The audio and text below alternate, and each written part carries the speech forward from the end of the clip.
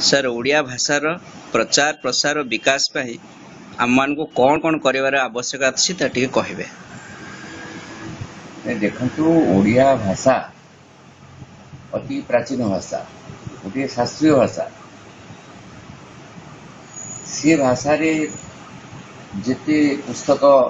रचना होती भारतीय अन्य भाषा मान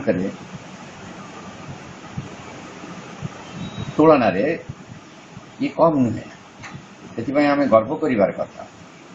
किंतु ओडिया भाषा वर्तमान तार व्यवहार ओडिशार सीमा भितर आज संकुचित हो जाउछि।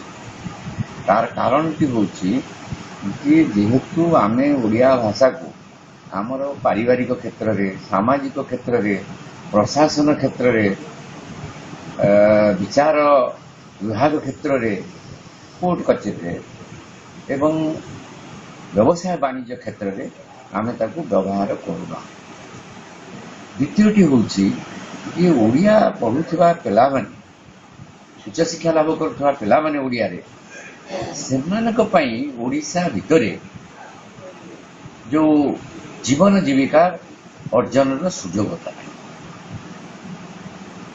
जहाँ फल से ओडिया भाषा शिखा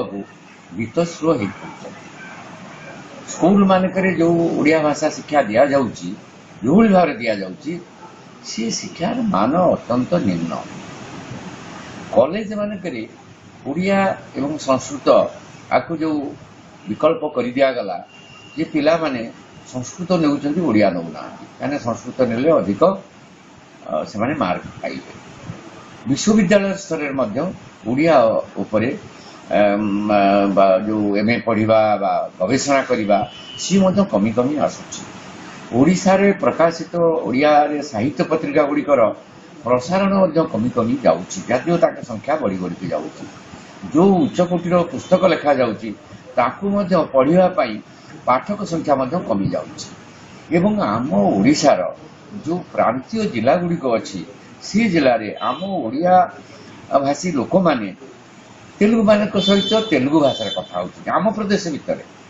हिंदी रे जो हिंदी आमर प्रदेश सहित हिंदी भाषी प्रदेश सहित आम जिला गुड़िक अच्छी सेठी ओडिया लोक हिंदी रे कथा होची।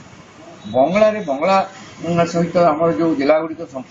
पार्श्ववर्ती सेठी बंगला रे कथा होचती एवं ओडिशार जो उच्च मध्यवित्त श्रेणी जो मान को नहीं आमे ओडिया लोक माने गर्व करिवार कथा सेमानक परिवार रे सामाजिक क्षेत्र रे सेठी मध्य ओडिया भाषा व्यवहार अनेक कमी गलानी सेठी इंग्रेजी चली आसी तेणु यही अवस्था रे यदि ओडिशा रे ओडिया भाषा रहे ताहले यार भविष्यत निश्चित भाव में अंधकारमय एवं गोटे जातिर भाषा हूँ गोटे जातिर आत्मा तार परिचय से भाषा जी मरीज से जातिर आत्मा भी मरीज तार परिचय भी चलीज दुनिया आगे। तेणु बर्तमान ओडिया मानक पक्षरे सबुठारु गोटे बड़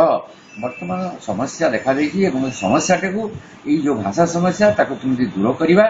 ओडिया भाषा को केमिति सर्वस्तर रे ओडिशा रे प्रचलन करवा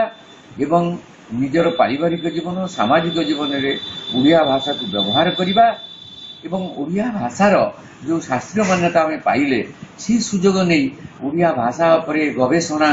विभिन्न पुस्तक प्रकाशन एवं स्कूल कॉलेज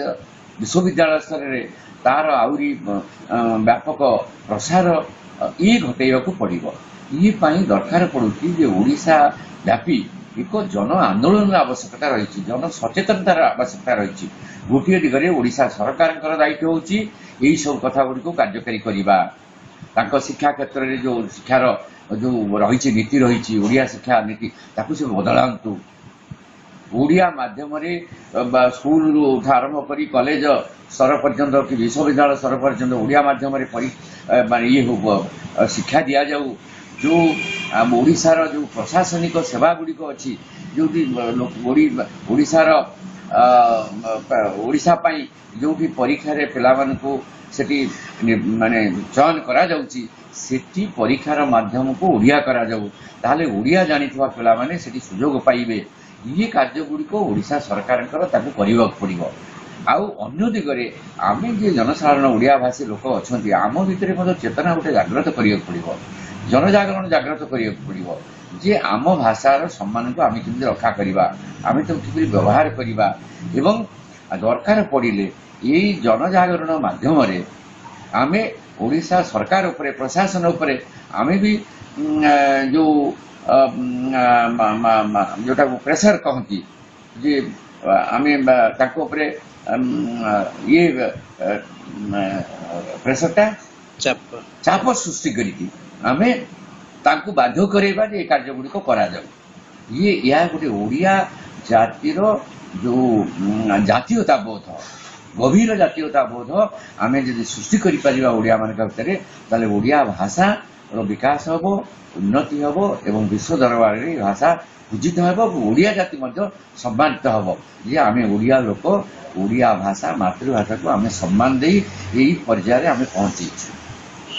ସରକାରୀ ସ୍ତରରେ ଓଡ଼ିଆ ଭାଷା ପ୍ରଚଳନ ହେଲେ ପ୍ରଶାସନିକ ସଂସ୍କାର ଓ ଦୁର୍ନୀତି ଲୋପ ପାଇବ ବୋଲି ଆଶା ଅଛି। ନିଶ୍ଚିତ ଭାବରେ ଦେଖନ୍ତୁ, ଲୋକ ଆମର ସାମ୍ବିଧାନିକ ଅଧିକାର, ଆମ ଜନ୍ମଗତ ଅଧିକାର ହେଉଛି ପ୍ରତ୍ୟେକ ଓଡ଼ିଆର,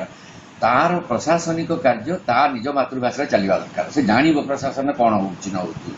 ବିଚାରାଳୟରେ ଯେଉଁ ବିଚାର କାର୍ଯ୍ୟ ଚାଲିଛି ସିଏ ଜାଣିବା ଦରକାର ଯେ ଓଡ଼ିଆରେ ହେଲେ ସିଏ ତାର କ'ଣ ତା ବିଚାର ଚାଲିଛି ଯେ ନ୍ୟାୟ ପାଇବାକୁ ଯେଉଁ ଲୋକ ଯାଉଛି ସିଏ ଜାଣିପାରିବ। ତୃତୀୟ କଥା ହେଉଛି ବ୍ୟବସାୟ ବାଣିଜ୍ୟ କ୍ଷେତ୍ରରେ ଓଡ଼ିଆଟି ପ୍ରଚଳନ ହେଲେ ସିଏ ଓଡ଼ିଆ ଲୋକ ସିଏ ବୁଝିପାରିବ, ସିଏ ଯଦି ରସିଦଟି ଆଣୁଛି, ସେ ଚିଠିଟିଏ ଲେଖୁଛି ଯେ ଓଡ଼ିଆରେ ଯେତେବେଳେ ଲେଖିବ ଓଡ଼ିଶା ମାଧ୍ୟମ ଭିତରେ, ଓଡ଼ିଶା ସୀମା ଭିତରେ ଇଏ ଯଦି ବ୍ୟବସାୟ ବାଣିଜ୍ୟରେ କାର୍ଯ୍ୟ ଚାଲିବ ତାହେଲେ ସେଠି ମଧ୍ୟ ସେ କାର୍ଯ୍ୟ ଦ୍ରୁତ ହେବ, ବହୁ ଓଡ଼ିଆ ଲୋକ ସେଥିରେ ନିଯୁକ୍ତି ପାଇବେ। ନିଜର ମାତୃଭାଷା ମା ଯେମିତି ପିଲାକୁ ସ୍ତନ ଦେଇକି ସେ ତାକୁ ବଡ଼ କରେ, ସେଇଭଳି ଏ ମାତୃଭାଷା ଆମର ଆମକୁ ଜୀବକ୍ୟାର ପଥ ଦେଖେଇ ଆମକୁ ବଡ଼ କରିବ। Thank you.